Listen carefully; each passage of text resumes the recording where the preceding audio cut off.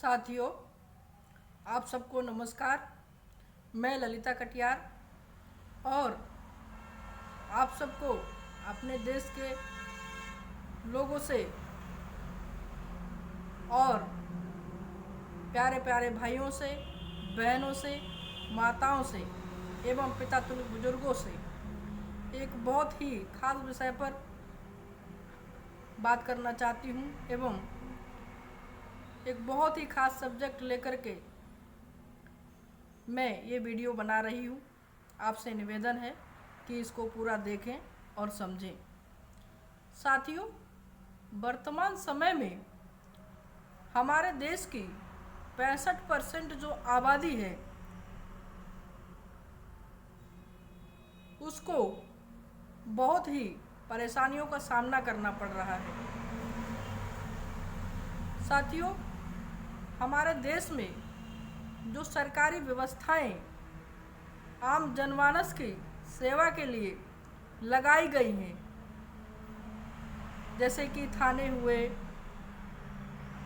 और तहसील, ब्लॉक, जिला अधिकारी और एसपी दफ्तर, हर ज़िले में जो है उनका काम है कि जनमानस की सेवा करें। उन्हें कोई तकलीफ़ है, उन्हें कोई सताता है, उन्हें कोई भड़काता है, उन्हें कोई आपस में झगड़ा करने के लिए प्रेरित करता है, तो ये सब जिम्मेदारी उन सरकारी अधिकारियों की है जिनको सरकार ने लगाया हुआ है और सारी व्यवस्था दी हुई है। लेकिन मुझे बहुत अफसोस है कि हमारे देश में वही लोग जिनको जनता के लिए, जनता की सेवा के लिए लगाया गया, वही लोग जनता को ठग रहे हैं, जनता को लूट रहे हैं, जनता को परेशान कर रहे हैं। शासन के लोग जनता से गंदा व्यवहार कर रहे हैं, लेकिन प्रशासन के कानों में इसकी भनक नहीं जा रही है। उनको नहीं लग रहा है कि उनके आला अधिकारी किसके साथ क्या कर रहे हैं, ये पता सरकार लगाने में अक्षम है। साथियों, जिनकी जिम्मेदारी आम जनमानस की सुरक्षा की है, वही लोग आम जनमानस के बीच में जाकर उनको गलत तरीके से कोई किसी की आरसी काट दे रहा है, कोई किसी को झूठे मुकदमे में फंसा दे रहा है, कोई किसी को कुछ कर दे रहा है, कोई किसी को कुछ कर दे रहा है। और सारे अधिकारी जानते हैं कि इसमें किसकी गलती है, लेकिन फिर भी उनको पैसा कमाने का इतना गंदा शौक चढ़ गया है कि वो जानते हुए कि इस व्यक्ति की कोई गलती नहीं है, फिर भी उसको गलत फंसा रहा है, उसके खिलाफ आरसी जारी करता है, उसके खिलाफ मुकदमा लिखा जाता है, उसको नोटिस भेजा जाता है। जब नोटिस भेजा जाता है अमीन के खिलाफ, अमीन के हाथ में, तो अमीन प्रार्थी को नोटिस नहीं देता है, कहता है कि मुझे पैसे दो, मैं ये नोटिस आपको नहीं दूंगा। ऐसी व्यवस्था मैंने कभी इस देश में, उत्तर प्रदेश में नहीं देखी। अधिकारियों को किसी का डर नहीं है, किसी का भय नहीं है, खुलेआम किसी को भी लूट रहे हैं, घसोट रहे हैं। उनका एक ही मुद्दा, एक ही प्लान है कि किसी तरीके से कितना पैसा कमाया जा सके, किससे कितना पैसा ले सकूं। कोई ईमानदारी नहीं है, कुछ भी नहीं है। और उनकी जो तनख्वाह है वो उन्हें सरकार क्यों दे रही है, मुझे नहीं लगता है कि 20% अधिकारियों को इस बात का ज्ञान है या उनको पता है। उनका काम है सुबह से अपना 10 बजे से उनका काम चालू होता है और 5 बजे तक अनाप शनाप तरीके से हर कार्यालय में ठगी चलती है। और जब कोई व्यक्ति अपनी बात रखने जाता है तो उसको ये कह करके वापस कर दिया जाता है कि हम इसमें कुछ नहीं कर सकते, हमारे हाथ में कुछ नहीं है, आपको ये भरना ही पड़ेगा।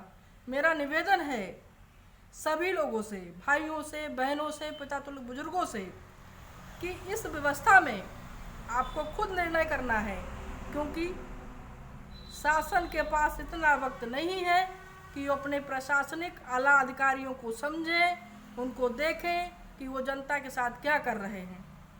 और इसको समझाने के लिए आपको अपनी बात सरकार के सामने रखनी पड़ेगी। और सरकार की ये जिम्मेदारी है कि प्रत्येक तहसील में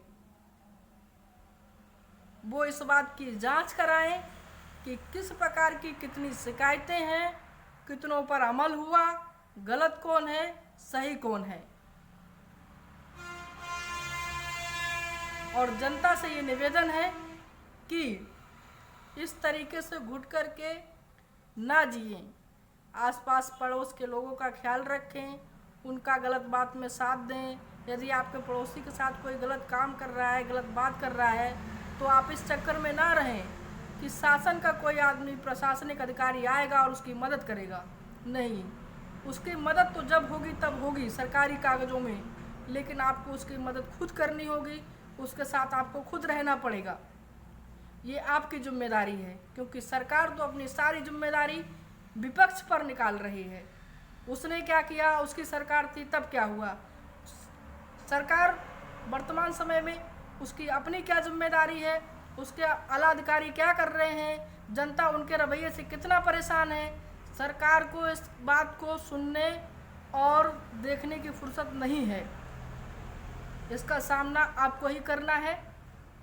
तो मेरा निवेदन है, अगर कोई सरकारी अधिकारी या कोई पूंजीपति व्यक्ति आपके पड़ोसी को या आपके जानने वाले को अननेसेसरी परेशान करता है, कोई नोटिस जारी करता है, कुछ भी करता है, तो आप सब एकत्रित होकर के उसको न्याय दिलाएं। इसी के साथ धन्यवाद, प्रणाम।